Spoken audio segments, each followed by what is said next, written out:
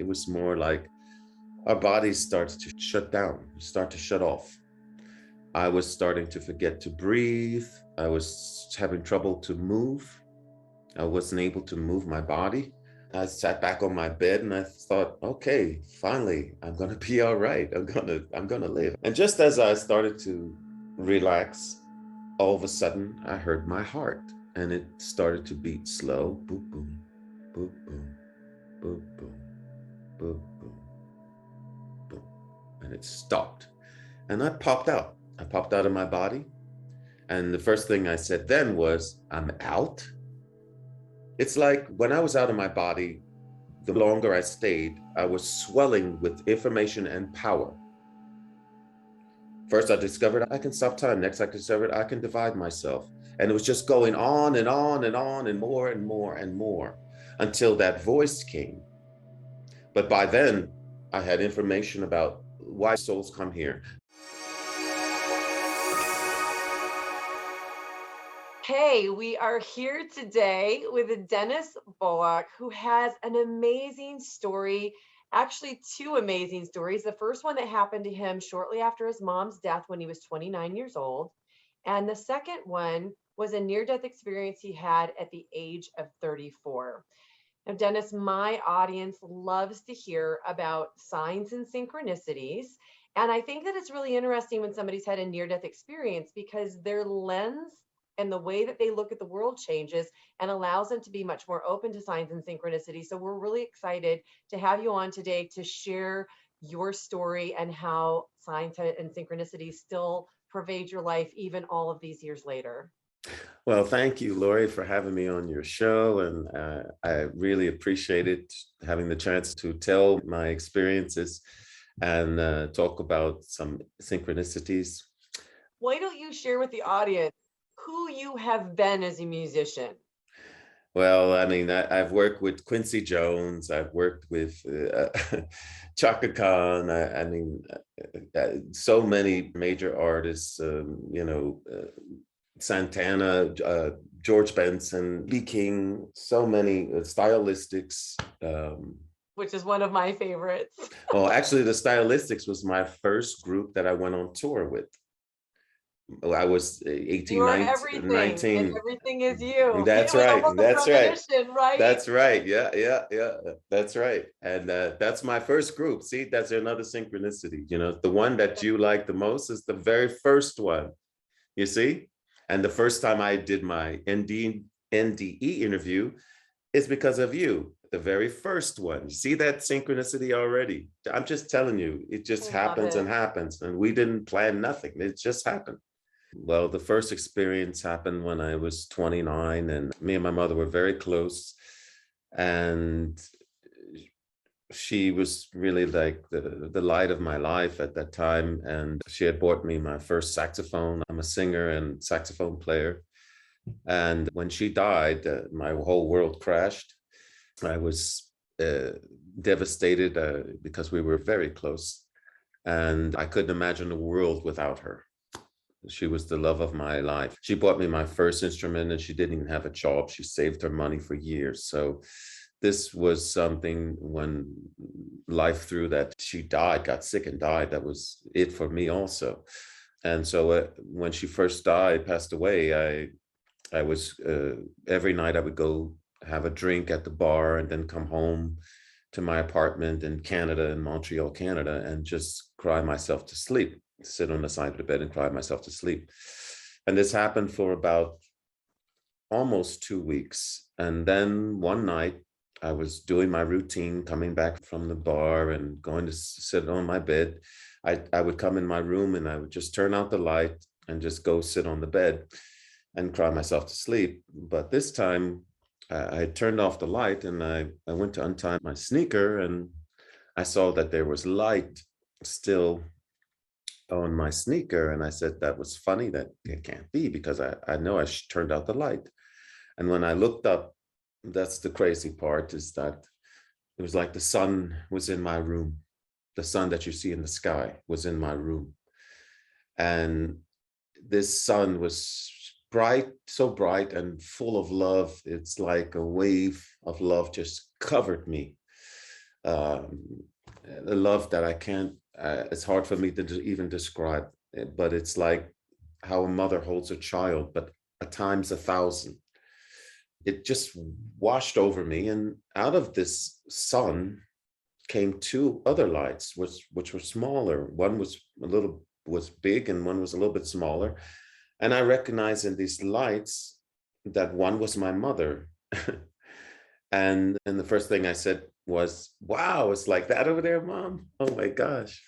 And because the love was incredible. And she began to talk with me, but a telepathy, but I could hear her like I hear you talking to me. But it was shooting into my head, sort of. But the conversation was very easy, very clear. And she said to me that she's going to tell me 1 week in the future. And she said that I was in a band at that time, and she told me that I'm going to have a gig, a job coming up the next week. And she said she's only allowed to tell me 1 week in the future. And she said, yeah, and she said, you're going to have a job, and there's going to be a bouncer or a doorman at this job. And she said, he's going to be a homosexual, some kind of homosexual, and he's going to be a psychopath. She said, whatever you don't get into a physical fight or an argument with this person. Because my mother knew me, and I was 29, and I was very vigorous and ready to defend my manhood. If someone who was a homosexual was to make a pass at me. Now, I mean, I don't have nothing against people who are homosexual or lesbian or nothing like that. I don't have that. But if somebody knows that I'm not and they try to make a pass at me, that's for me kind of like a disrespect. And so my mother knew me, and she knew I wouldn't tolerate that. I would be ready to defend myself. So she told me, just tell him that you're not like that and just walk away from him. But don't get into a fight with him, because he is a psychopath. He's not thinking like regular. She told me that. And she also told me about my girlfriend at the time. She said that I had been going out with her for about 2 years. And she said that she has 3 kids that I don't know about. And she said that she's going to try to have a 4th one with me, but like more against my will. Like she would say she's on the pill and she's not, or stuff like that. And she said, just beware of that. And then she told me she loves me. But then I said to her, I said, well, Mom, who is this other light? Because there was another light standing with her. And it didn't say anything until I asked about it. And when I asked about it, it spoke to me. And I said, who are you? And he said, yeah, no, I asked my mom, I said, who is this other light? And the other light spoke to me and said, I'm an escort. And it said, I escorted your mother here so she could deliver a message to you. And then I thought to myself, well, if I have God in my room, I'm going to ask all the questions I could ask, like, why am I here? Who's going to be my kids? I mean, who's going to be my wife? All the questions we have about life, I want to know. And the angel, which I consider like an angel, because there's so much love coming from it, it just said, I'm going to answer in a very calm voice. I'm going to answer all your questions, but you won't be allowed to remember. So it did tell me, it told me the answers, but I was only allowed to remember what my mother told me for the week. So then my mother said she loves me, and she said she's always going to be around me, but she said I won't be as aware that she's around me like I am this night. Okay. And then her and this other light just floated back into the sun, which was God there, was just there, and floated away, and everything started to melt. Like all this love started to melt away like an ice cube in a glass, and it just melted away, and they just kind of faded away out of my room. And then tears just burst out of my eyes, because I said, nobody's ever going to believe me. Nobody's ever going to believe this is happening. Nobody. But I have the proof because everything my mother told me happened. The very next day, I got a phone call from my band. We hadn't worked in about 2 or 3 weeks. And he said, we got a job. I said, oh, really? And I didn't say nothing to my band about what I experienced because I didn't want them to think, oh, he's a great singer, great saxophone player, but he lost his mind when his mother died. So I said, I'm not going to tell them about this for sure. So I said, oh, okay, we have a job. And so we went to the sound check the next day, and there was just two huge guys at the door of this club. And I was looking at the whole situation saying, man, everything is beginning to happen like my mother said. It was kind of spooky. So I went in there. The bouncers didn't do nothing to me or say anything to me at that time. And we did our sound check, and then we finished. The sound check, by the way, for the audience, is when a band checks the sound before the concert to make sure that everything is working perfectly. That's all. Right. Yep. And so we went back to the club that night, and I went in and we did our first set, and that went great. And then after the first set, I was talking with the band, and they were facing me and I was facing them. And one of the bouncers walked behind me and kind of grabbed my butt, excuse me, from from behind. And I turned around and said, hey guys, did you see that? This guy just grabbed my butt. I got to tell this guy something. What's wrong with him? And he went over in the corner and went like that. And I don't know what he was trying to do, if he was trying to test me to see if I was gay. I don't know. But so I went over there. I was a little bit angry. And then I remembered what my mother said. She said, don't get into an argument with him. So I calmed myself down and I said, look, man, I'm not gay and don't try to touch me. And he said, you had too many beers. I didn't try to touch you. And I said, yes, you did. And I said, I'm asking you nicely, please don't touch me. I'm not that way. So don't touch me. Thank you. And I walked away from him because I knew if I'd stayed, the conversation was starting to go in the bad direction. Mm-hmm. So I walked away and we finished our second set. And then I left the club and nothing happened. And then the next day I got a phone call from the band and they said, did you hear what happened? And I said, no, what happened? And he said, that guy that you told us that tried to touch you and all that, he broke both of the ribs of the club owner, crushed them, and now he's in jail for manslaughter. I said, what? He said, yes. I said, you're kidding. He said, I couldn't believe it. And he was in jail. And then we hung up the phone. And then I said, oh my God, then if she's right about that, then that means she's right about my girlfriend too. And I said, oh, I'm going to call her. So I picked up the phone and I called her and she was like, hello. I said, how you doing? I said, I got a question for you. I said, just tell me the truth, please. Do you have 3 kids? And the phone went silent. And then she said, who told you? And I said, no, it can't be true. It can't be. I said, do you have 3 kids? And she said, I told you, yes. But who told you? And then I said to myself, I got to tell her. And then I said, you're not going to believe me, but my dead mother told me. And then I ended it with her because I said, if you're going to deny your own kids, I said, I don't want to be a part of you because I said, I know you for 2 years. And I said, I might even have dealt with your kids. It would have been okay if you had been honest, but you didn't. You hid your kids. And I said, who knows what else you might hide from me. So I said, so we ended it. And that was the first experience. Wow. And that changed me. That gave me a relief that my mom was okay. Yeah. And it also, and also told me that there was more to this life than just living. Yes. Yeah. But so after that, how did things change for you in your life? Well, I mean, after that, I kind of tried to push it under a rug, which was quite hard to do.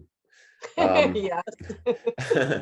But I did try, and I was working with a guy from the Platters, and he was a super great singer. I mean, he had record deals in Germany, here, everywhere. And he was older than me. And I was trying to be like him because he was successful. And I mean, he had records, he was doing all the shows. And then he introduced me to drugs.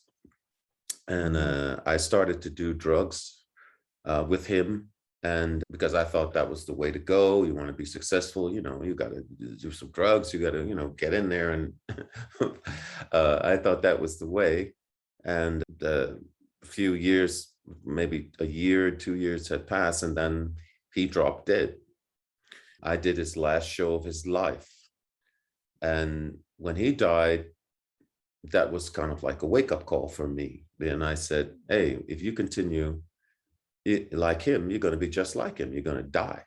I said, you're going to die if you continue with all this stuff. So I stopped drugs cold turkey. But I said, well, I'm going to replace that with marijuana. So I said, I'll smoke a joint every now and then. Should be okay. I was okay. So I was smoking my little joint every now and then. I was okay. And then one weekend, me and my new girlfriend, we ran out of marijuana to smoke. So I called a friend of mine and I said, hey, you got any stuff, any marijuana? And he said, yeah, I could bake it in a cake for you and bring it to you. And I said, oh, that would be cool. I never had it in a cake. So, and I told my girlfriend, she said, yeah, I never had it in a cake either. So, so, so he baked it. He put a lot of marijuana in this cake. Oh my God. But you didn't know that. I didn't know that, but after I found out, which was too late, by the way. So he brought the cake over to the apartment, and then he left. So I cut a small piece for me and a small piece for her, and we ate the cake, and nothing happened. 20 minutes by, nothing happened. And we said, wow, nothing happened. How about you? You feel anything? Nothing. So I said, maybe we got to eat more cake. I think so. So I'm going to eat half the cake and you eat the other half. And then we should be okay. It was a chocolate cake, by the way. So she ate half and I ate half. And it was good. And then I said, you still feel nothing? And she said, no, I don't feel anything either. Not yet. Me neither. I said, maybe we got a bad batch or something. I don't know. And then 10 minutes went by, and then we started to feel something. But it wasn't necessarily getting high. It was more like our bodies started to shut down, start to shut off. I was starting to forget to breathe. I was having trouble to move. I wasn't able to move my body. I was having trouble to move my body. And she told me, she said, well, I think you better call 911 because while you still can. And I said, I think you're right. So I strained myself to go to the phone and I called 911 and they said, what's the problem? And I was embarrassed to tell them, well, I'm sorry, but we took too much marijuana in a cake and can you come save us? I think we're dying. So she said, okay, we're going to send somebody over. And in Canada, if you call an emergency ambulance about any kind of drug, they're going to call the police right away also. So the ambulance came, but the police came also. And the police came in expecting to charge us with something.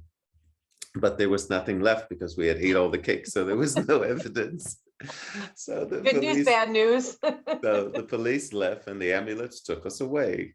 And this was at 4:00 in the morning, by the way. We were on the 3rd floor. And my neighbors were just looking out the window as we were coming down our rolling stairs. They were looking out the window and it just looked like a scene from Mick Jagger and David Bowie that they overdosed on something. It just looked like that. We were carried down in stretchers. The lights were flashing and the neighbors were looking out the window. I wonder what happened to them. It just looked like a real circus. And so I was a little bit relieved because by the time the ambulance came, I was really holding on to dear life because I could barely breathe. I could barely move. And my heart was trying to beat. So when they came, a part of me was like, oh, thank God help has come. Maybe I'll be all right, So they took us down and And as I was coming into the hospital, now this was a shock. I was being wheeled in on the stretcher.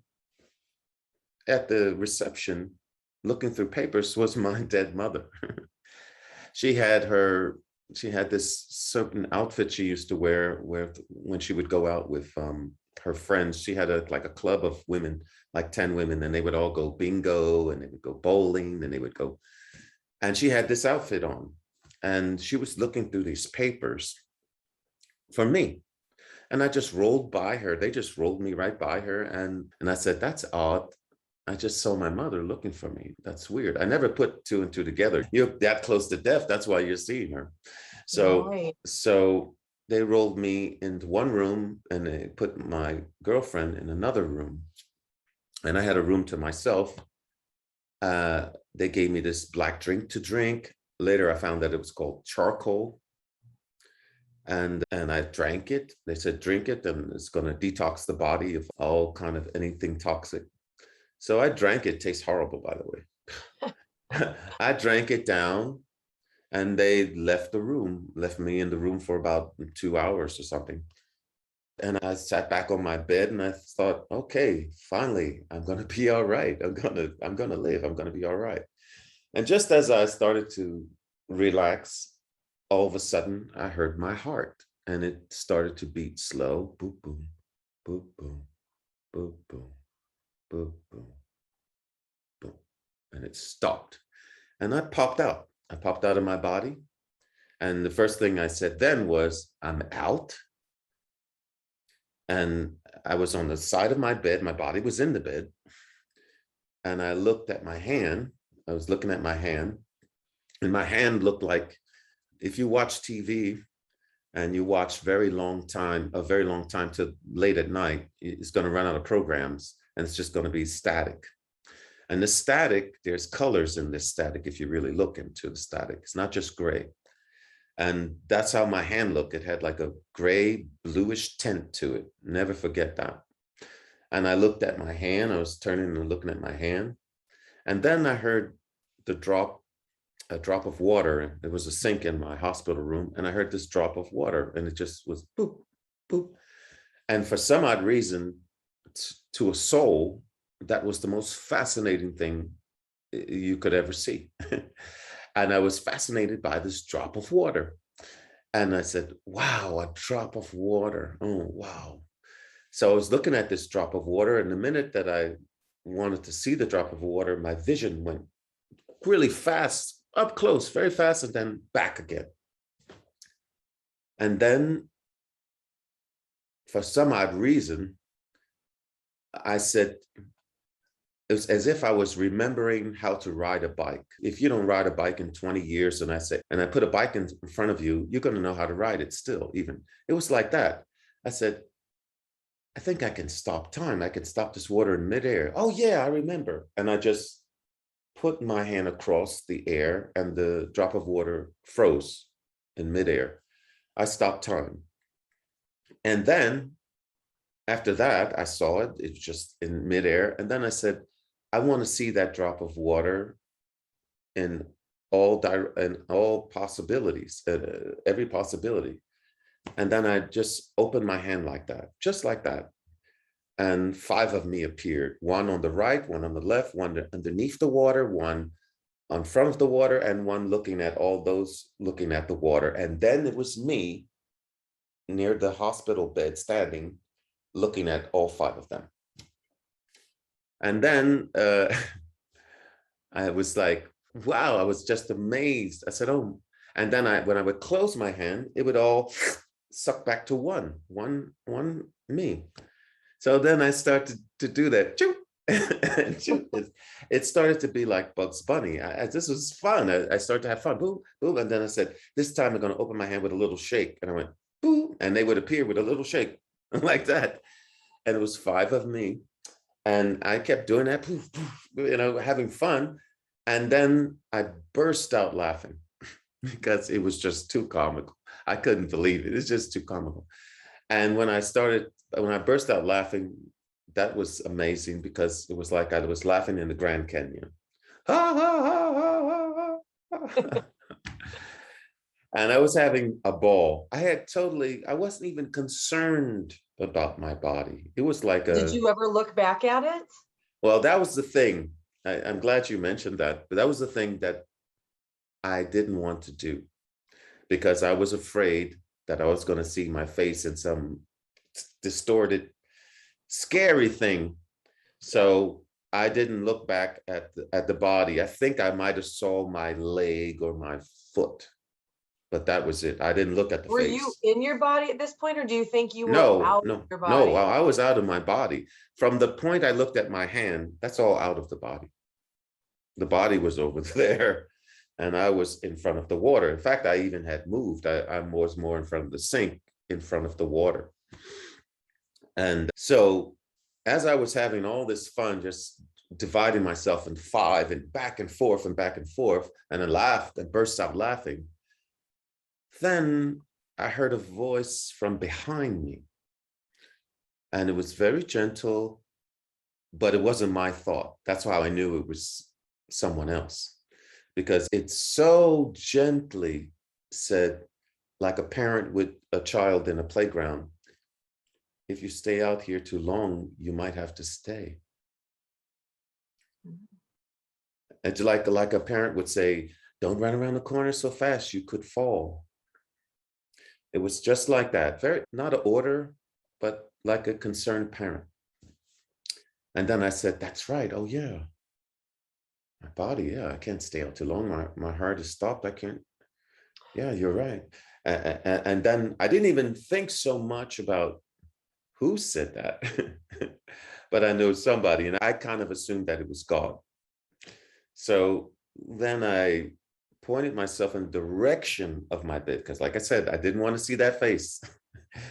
So I pointed my soul in that direction, and I just flew into it. With my mind, I just said, going back into the body, go back into the body. And I flew into the body. And my heart started to beat, boom, like that. It had like a double beat at first, and then it started to beat, and then I was okay. And at that point, I was just like, oh, wow. I can't believe what just happened. How did you know that it wasn't a dream? Well, the thing was, it was because first thing, it happened too fast. I mean, I just drunk the tar. They didn't give me any kind of sedative or nothing to go to sleep. I just drunk the tar, and the tar, it was just tar. That's all. It was not a sleeping pill. So when it happened right away. So I know that I was not asleep. I didn't fall asleep and then it gradually happened. No, as soon as I drank that, I laid back on my bed, and then it happened. I heard my heart right away, boom, boom, boom, slowly, and then it stopped. Then I popped out. And when I popped out, I can tell you this, on the other side, it's more real than here. Yes. It's Yeah. more real. Yes. Yes. So I mean, this is, and here's another thing. If I dream something, I can't even remember it the next day. This I remembered for years and years and years, every detail. It's never faded from my memory, never. That's amazing. I had 2 dreams last week. I can't even remember what they were hardly. Yeah. So that's, for me, that's the proof that I know that it happened, that it was real, because the memory is burned in my thing, just like my mother's situation. Did you ever see your mom again while you were in the hospital? You saw her as you were coming in. Did you ever see her again? No, because, oh yeah, I want to tell you that. When I was out of my body, also, I got downloads, information, Okay. like incredible information that I didn't really ask for. It's like when I was out of my body, the longer I stayed, I was swelling with information and power. First, I discovered I can stop time. Next, I discovered I can divide myself. And it was just going on and on and on and more and more and more until that voice came. But by then, I had information about Why do souls come here? I had information about Christ. There's many. I had information. There's a Christ consciousness also. I had information about, but that doesn't mean there's only Christians and that's the only religion. No. There's information. It was just information and information. There's no right or wrong on the other side. We come here for experience, not to learn. We know already. Souls are perfect already. Also, we are like gods. We're like God. There's not in a small g, but a big G. We can create a universe with a thought. We can have several lifetimes spontaneously at the same time. My whole perception changed. We all are one. Also, everything that you do has an effect on everybody and everything. And you just don't see the effect, but it does affect. Even when you think, oh, it's not helping, it is helping. You just don't see it with your human eyes and your third dimension vision, but it is helping tremendously, much more than you know. So what's the biggest example you can give us about what we can do that in your mind helps, whether we know it or not? Prayer.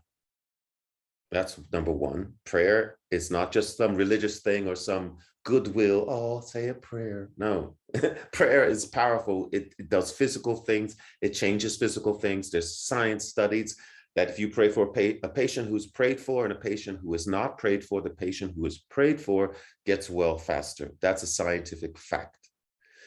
Also, there's also what you say. Your words have power. So be careful what you say to people and what you say to things. And sometimes we won't always understand if somebody's mean or cruel, but still to try your best to not get into their vibration, their frequency, and still wish them well. Wishing your enemies well, which is not always easy, believe me, but wishing your enemies well and letting them go, because the whole thing is it's not about right or wrong. They're just on the long way home, and the people in the higher vibration are on the shorter way home. That's it. That's what I got from the download. So it's not that you have to go and be a doormat to someone. No, I'm not saying that, but I'm saying somebody's rude to you doesn't mean that being rude back to them is it makes it correct. It's just that you don't know their story and they're a little bit lost. Okay, that's it. You say something kind and then you leave. You don't have to put yourself in a lower vibration, but always put out positive. Before I was not like that. Before I was like, oh, really? You're going to say that to me? Well, let me tell you. Well, that's changed now. Now I just say, if somebody's rude to me, I just say, oh, I think to myself, poor, you're a little bit lost. I wish you good. And I quietly in my mind, send them love and wish them good. And I just go on my business. But before I was not like that, because I know everything affects everything. Everything affects everything. And that person that we hate the most, or that we think, oh, they're nasty or they're horrible. Guess what? They're a part of you. That's like your brother or your sister. They're part of you. The one you hate, the one you can't stand, that's a part of you. So I learned that and accepted that. And so it's changed to be that way. And the universe is always sending you signs and people in your life for reasons. Yes, and I think that this is a perfect segue to talk about how we met. Oh, yeah. Well, exactly. So, after the second near-death experience, I didn't know what to do. And it just happened. 34, so this is a long time ago that this happened. Yeah. That's the second death experience. But for many years, you've never shared your story publicly. Yeah, well, that was the thing. 2021. That's right. And so I kept it quiet until one day I was on YouTube just watching some of the programs, and then I came across Jeff Mara, which I don't even watch him. Sorry to say, I don't even watch him normally. And I saw a woman on there, and she was telling a story, and so I said, "Oh, she's kind of cute. I want to see this." So I turned on. I put it on Jeff Mara, and it was Jeff Mara with Lori. And Lori, you were telling your story about what you did on your trips and what you saw. And I said, "That's funny. That's a lot of how I felt and how I saw things. And she's right. That's right. And I said, I think I want to go tell my story with this person because this woman is inspiring me. Your story was so inspired that I wrote Jeff Morrow and I said, Jeff, that's a great, great, great, great interview.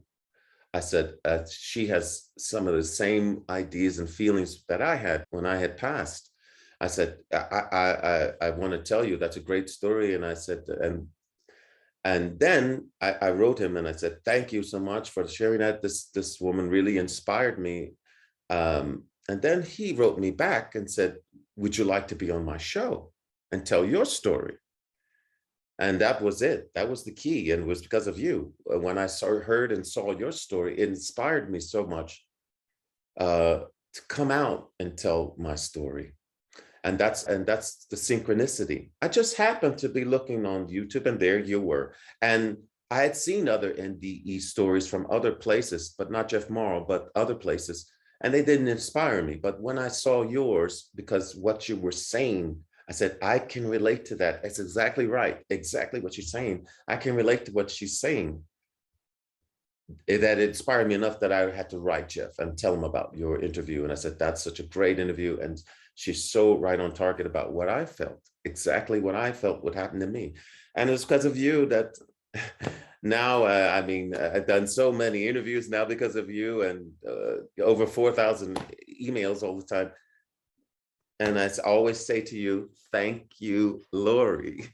But that's Well, the synchronicity. blessing, you That's think the blessing is synchronicity. for me, and you're thanking me, but the gift was actually to me, because the other part of that story, of course, that nobody in our audience knows, is that I was a regular watcher of Jeff Mara. I felt like I needed to share my story, and I too reached out to him to share a story I had never shared publicly about my Oh 9 yeah, yeah, out of that's right. body experiences. And Yeah. so I reach out to Jeff and I go on his show. And it was about, I don't know, maybe 3 weeks later. So about 5 months ago, I watch the interview with you. And while I'm listening to your interview, I hear you say things like, I wasn't sure if I should share this. I've been really reluctant to share it. And I just felt inspired. I feel like the world needs to hear these truths. And I was like, yeah, that's me. That's me too. And so that night, I kept thinking about your interview. I couldn't get it out of my mind. And I decided to write an email to you. I'd never written an email to anybody else who had been interviewed on Jeff's show. And I'm like, all right, I just felt so compelled that I wrote this email and I put in the subject from one Jeff Mara interviewee to another. And I wrote you this heartfelt email about thank you for sharing your story. It's amazing. And even though you were giving readings, I didn't ask for one. I didn't reach out No, to you that's because right. of that. Yeah. It was just to congratulate you because I thought your story was amazing. So anyway, I send you this email. Now I know at the time from listening to your interview, I'm in the central US time zone. You are in Switzerland. And I send this email out and then I walk around for the next few hours going, why did I send that? Like, why did I send that? I would, he's never going to answer me back. He's never gonna answer me. And I woke up the next morning and I had an email in my inbox. Will you share what you wrote? Just paraphrase what you wrote to Yeah, me. well, I wrote to you. I said, wow. I said, you don't know it, but I said, you are the actual person that inspired me to do the interview in the first place. And I said, we didn't even know that about each other, but you wrote me anyway. That's synchronicity. You wrote me anyway. You took the chance and you wrote me anyway to say just what you felt, that you enjoyed the interview. But just to show you, but you were the very person, if it hadn't been for your interview, nobody would have heard my interview. It was so funny because I didn't And know why I felt so compelled to reach and out that's to you. why, and that's synchronicity. That's exactly it. That's why. And you don't always know you have that feeling, but you got to follow it. And that's what I tell people, follow it, because that's the synchronicity. That's showing you that feeling. Go with it, flow with it. So Yeah. when I'm writing you, I think I am blessing you by telling you how your interview touched me. That's so But the funny. real blessing Yeah, well, was that exactly. It was you you. told me that I Exactly. was the reason you won. My mind was blown. I cried when I read your Yes. email. I Y- walked around in a daze for probably 24 hours just going, I can't believe this. I can't believe the universe. I can't I'm believe trying to how the tell universe you, works. if you talk to Jeff now, he's going to tell you, yeah, he wrote me about you first. And that's how I was able to even get him on my show, because he wrote about your interview. That's right. Exactly. And I had seen a So lot of funny. interviews. Yeah. Yeah. Yeah. So funny. So I think the other irony in this was by the time I had written you, you had received about 600 emails as a result of the show. I don't even know, in getting that large a volume of emails, how you would have even seen my response. Well, That even is mind blowing to me. it's for me somehow. When I was reading my emails, I just saw this one and I just said, oh, let me write at least one of these people back. And but also, yeah, because of the name Lori. And I said, that's a good name, because I remember that's the interview person. I mean, that's the first name. I didn't know your last name. Could have been any Lori. Right, right. So I said, that's a good name. That's sound like the person and it turned it out to be you. And then it's just so many synchronicities that that this is the universe saying, hey, you guys are connected. This is going to help you. She's going to help you. You're going to help her. It's going to help. That's synchronicity. And that's listening Yeah. to your inner self and letting that go, and not always listening to this logical mind that we call it. It helps us in other things, but it doesn't help us in everything. You got to listen to the heart inside. That part. Yeah. Yeah, it's so funny. So after that happened, we had some correspondence, of course, back and forth, and we decided to have a Zoom call.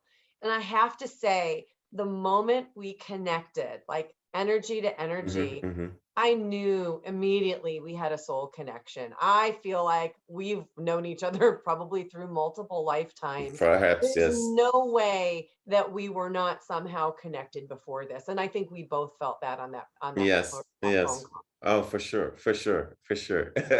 So, For sure. so can you leave us with one final message that helps people to understand the bigger picture? Ooh, that's a good question. You're a good interviewer. Uh, um, Well, you're easy to interview, I have to say. oh, thank you. The thing is, you've got to really listen to is your heart. That's so important. Not so much your mind, but what your heart is telling you. Not so much what your friends or what your in-laws or your partner or whatever, what your heart is telling you. Because the heart is from the soul and from the spirit, and it's from a lighter, more higher vibration. And if you listen to your heart, you can't go wrong. And if you trust your heart, you can't go wrong. I love that. That's beautiful. Dennis, thank you so, so much for being here. You are a blessing in so many ways. You're a blessing to me personally. I'm just so thankful that we are in each other's lives. And Well, I I'm thank you thankful for for what you're you. doing. I'm thankful for you and knowing someone great like you, and also watching you explode in success with your new show. And also, I'm grateful to you, like I said, because I would have none of all these clients if it wasn't for me watching you. If you hadn't had the courage, Bye. if you hadn't had the courage, it would be no me. So I am totally grateful for you, and your story was super special. And it moved me more. I've had seen maybe 20 or 30 NDE stories on the YouTube, and they didn't move me until I saw you, because I could feel the honesty in what you were saying. And it was hit me so hard that I said, oh, I gotta write Jeff. I gotta write Jeff about this person. And I never even wrote Jeff before. And I said, I got to write Jeff about this person, this interview. This is exactly what I'm talking about. This is me. That's it. And so I say thank you to you. And always, if you need anything from me, I am here for you. No, I love you, Dennis. I love I love you. you too. I love you too. All right. Thank you, Lori. Next up, check out this playlist of other NDE interviews. Please like and subscribe. It really helps this channel to grow so I can bring you more content. Thank you for watching. I'm so glad you're here.